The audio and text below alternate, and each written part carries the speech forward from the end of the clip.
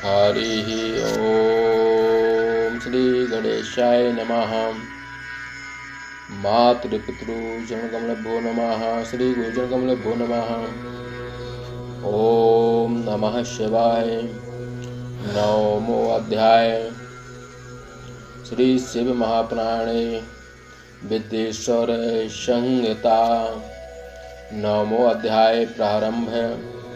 ब्रह्मा विष्णु द्वारा शिव पूजन को ही शिवरात्रि कथन एवं शिव को महत्व देना।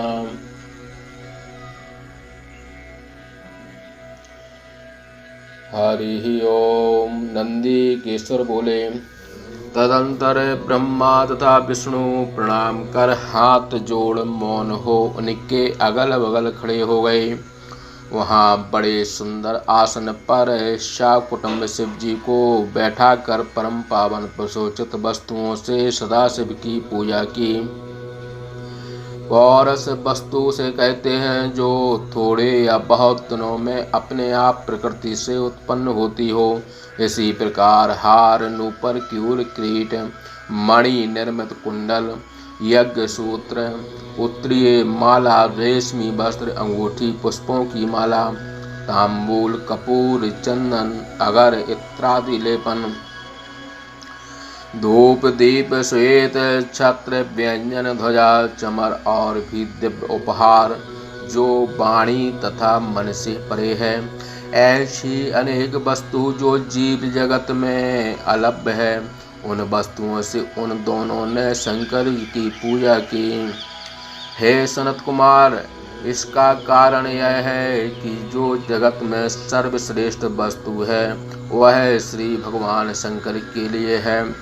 इस परंपरा को स्थिर रखने के लिए श्री महादेव जी ने भी उन वस्तुओं को यथा योग अपने सभासदों में बांट दी। उस समय उन वस्तुओं को लेते समय सभ्यों का महान कोलाहल होने लगा।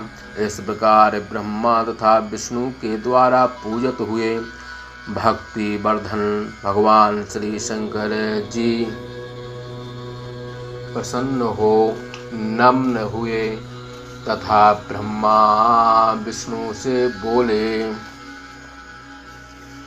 शिव जी बोले, हे वत्स, आज से इस महत्वशाली दिन में तुम लोगों की पूजा से मैं परम संतुष्ट हूँ। इसलिए आज का यह दिन सबसे श्रेष्ठ तथा पुण्यदायक होगा।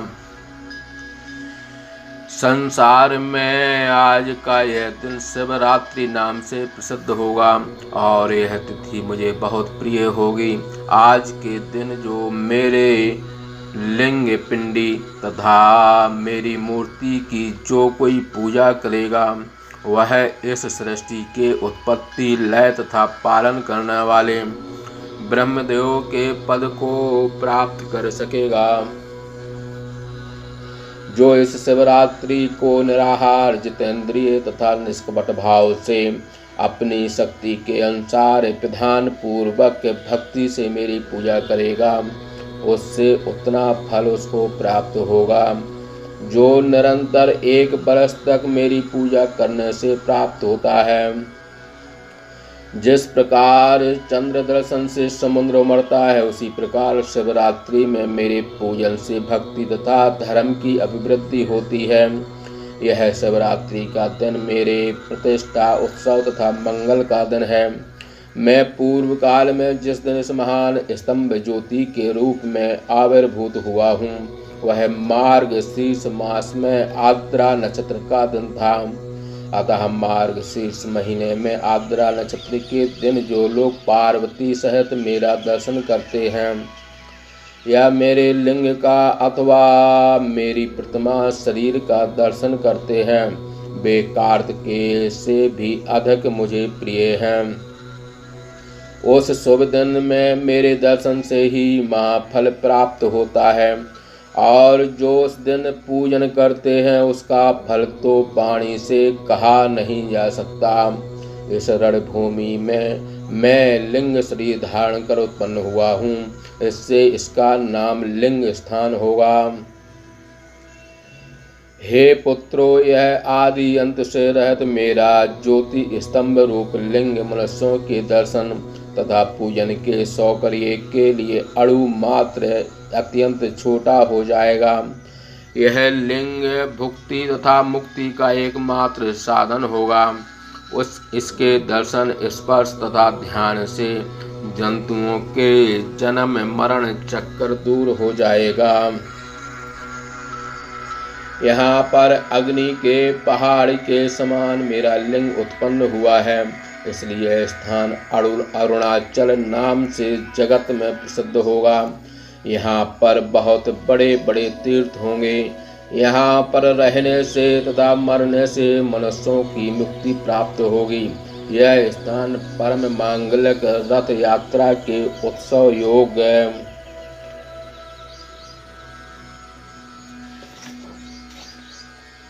एवं मनुष्य के निवास के लिए भी उत्तम होगा। इस स्थान में दान, जप, तप एवं हवन सभी करोड़ गुने फल देने वाले होंगे। यह स्थान हमारे सभी क्षेत्रों से श्रेष्ठ होगा। यहाँ मेरा स्मरण करते ही मुक्ति हो जाएगी, इसलिए यह क्षेत्र महात्मशाली तथा सुंदर होगा। संपूर्ण कल्याणकारक गुणों से परिपूर्ण तथा सभी जीवों के लिए मुक्तिदायक होगा। जो कोई इस लिंग में मुझे परमेश्वर लिंग की पूजा करेंगे, उन्हें सालोक, सामीप्य, सारूप्य, सराष्टि तथा सायोज्य आदि पांचों प्रकार की मुक्तियां उस क्रिया के फलस्वरूप प्राप्त होंगी और आप सब भी बहुत शीघ्र अपने मनोरथ को प्राप्त कर लेंगे। नंदिकेश्वर बोले, इस प्रकार श्री सदाशिव ने ब्रह्मा तथा विष्णु पर अनुग्रह कर उस युद्ध में एक दूसरे के द्वारा नष्ट की गई सेना को अपनी अमृतमयी शक्ति से जीवित कर दिया।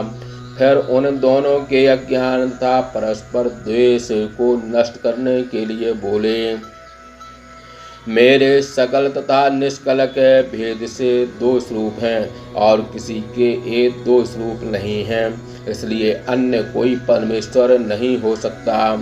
हे पुत्रों, मैंने प्रथम लिंग शरीर धारण किया, पश्चात मूर्तिमान रूप धारण किया।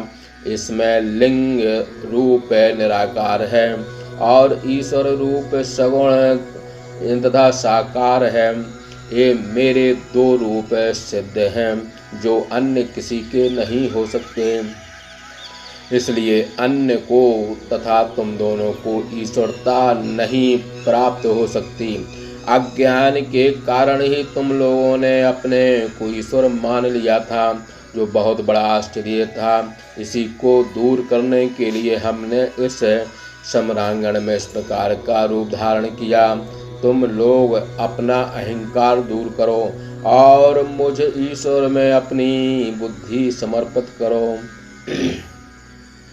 क्योंकि मेरी प्रसन्नता से ही लोक के सारे पदार्थ प्रकाशित हो रहे हैं।